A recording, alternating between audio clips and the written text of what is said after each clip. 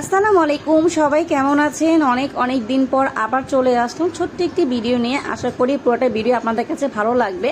তো সেদিন আমি আর আবির গিয়েছিলাম দাওয়াত খেতে। সবার ঈদের দাওয়াত খাওয়া শেষ, আমার আর আবিরের ঈদের দাওয়াত খাওয়া শুরু। মাশাআল্লাহ, আমার ছেলে তো এখনো ঈদের সালামি পাচ্ছে। তো সেদিন চলে গিয়েছিলাম, আমার ছোট ফুপ্পির বাসায় দাওয়াত ছিল, কিন্তু কি আর করার, সংসারের সব কাজটা শেষ করে জামাই যখন রান্নাবান্না করতে করতে প্রায় 3টা বেজে গিয়েছে। 3টা বেজে বাসাতে বের হয়ে দেখি রোদের যে কি পরিমাণ তাপমাত্রা, তার মধ্যে দেখি কে জানি বিয়ে করতে আসছে এই গরমের মধ্যেও। এই গরমে যারা বিয়ে করছে তারা কিন্তু অনেক ধৈর্যশীল। তো যাই হোক, অবশেষে আমার ফুপ্পির জন্য এই গরমে সবচাইতে বেস্ট একটা খাবার আইসক্রিম নিয়ে নিলাম, কারণ আমার ফুপ্পি খুবই আইসক্রিম পছন্দ করে।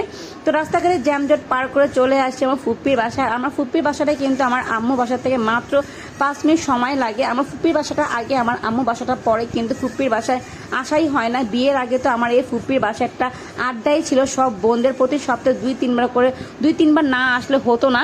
কিন্তু আমি বিয়ের পর যখন আবির অনেক ছোট ছিল তখন একবার আসছি। আর মাশাআল্লাহ, আমার ছেলে তো এখন প্রায় 4 বছরের কাছাকাছি হয়ে আছে। তারপরে আসলাম ফুপ্পির বাসায়, এসে দেখি যে ফুপ্পিদের বাসায় কেউ নেই। এটা আমার ফুপ্পির রুম। কিন্তু অবশেষে সবাইকে আমরা এক ঘরেই পেলাম, কারণ যে পরিমাণে গরম, এসি ছেড়ে সবাই বসে আছে।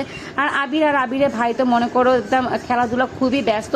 তো আমার এই গত বোনটা বিয়ের আগে আমাদের সবাইকে একসাথে করতো, বিয়ের পরও সে যথেষ্ট পরিমাণ চেষ্টা করে সবাইকে একসাথে করে রাখার, কিন্তু সবাই তো এক এক জায়গায় বিয়ে হয়ে আছে, কাউকে খুঁজে পাওয়া যায় না। তো সেদিন আমার ফুফাতো বোন আমাদের জন্য অনেক মজাদার একটা বিরিয়ানি রান্না করেছে, চিকেন বিরিয়ানি, যেটা নাকি আবিরে খুব পছন্দ। তো খাওয়া দাওয়া শেষ করে রেস্ট নিতে নিতে অবশেষে একটু বললো যে চলো বাচ্চাদেরকে নিয়ে ঘুরে চলে আসি।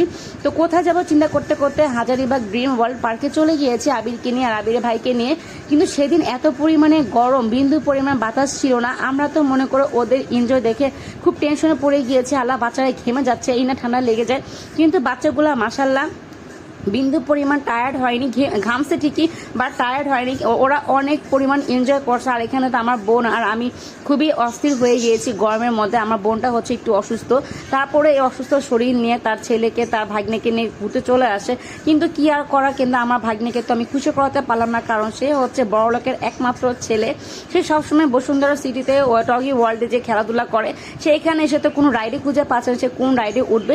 কিন্তু মাশাআল্লাহ, আমার ছেলে পারে অ্যাডজাস্ট করতে পারে। যেহেতু আমরা গরিব মানুষ, মধ্যবিত্ত ফ্যামিলি মানুষ, সে বড়লোক জায়গায় অ্যাডজাস্ট করতে পারে, গরিব জায়গায় অ্যাডজাস্ট করতে পারে। আমি সবসময় আমার ছেলেকে এই একটা অভ্যাসে শিখাচ্ছি ছোটবেলা থেকে, যেন সব জায়গায় সে অ্যাডজাস্ট করতে পারে। বাট আবির কিন্তু খুবই মজা করেছে, আমার ভাগ্নাটা কিন্তু একটু মজা করতে পারে নাই। এত পরিমাণে গরম যেন বেশিক্ষণ থাকতেই পারিনি পার্কটার মধ্যে, যেহেতু অনেক গরম, তার মধ্যে মানুষ ছিল। তো বেশিক্ষণ না থেকে আমরা পার্কে তাড়াতাড়ি করে বের হয়ে যাচ্ছিলাম। কিন্তু আমার ছেলের তো আগে ঘোরাফেরা শেষই হচ্ছে না, অবশেষে ওকেও কানাকাটি করে বের করে নিয়ে আসি। তো আমরা পার্কের থেকে বের হয়ে গিয়েছি। সেদিন আমাদের অনেকই ভালো লাগছে। আসলে কি সব বোনরা একসাথে হলে এত পরিমাণ আনন্দ লাগে যে কি আর বলবো। ফুপির বাসায় যে সবার থেকে বিদায় নিয়ে আমি আমার বাসায় যাওয়ার জন্য বের হয়ে গেছে। আর আবির তো মনে করছে এত পরিমাণ খেলাধুলা করেছে, এত পরিমাণ টায়ার্ড যে বাসায় যে সাথে সাথে কাপড় চোপড় চেঞ্জ, সে খুবই তাড়াতাড়ি করে ঘুমিয়ে পড়েছিল। তো আমরা আলহামদুলিল্লাহ অল্প সময় ফুপির বাসায় সেদিন আমরা অনেকই এনজয় করি। থ্যাংক ইউ সো মাচ আমার বোনটাকে।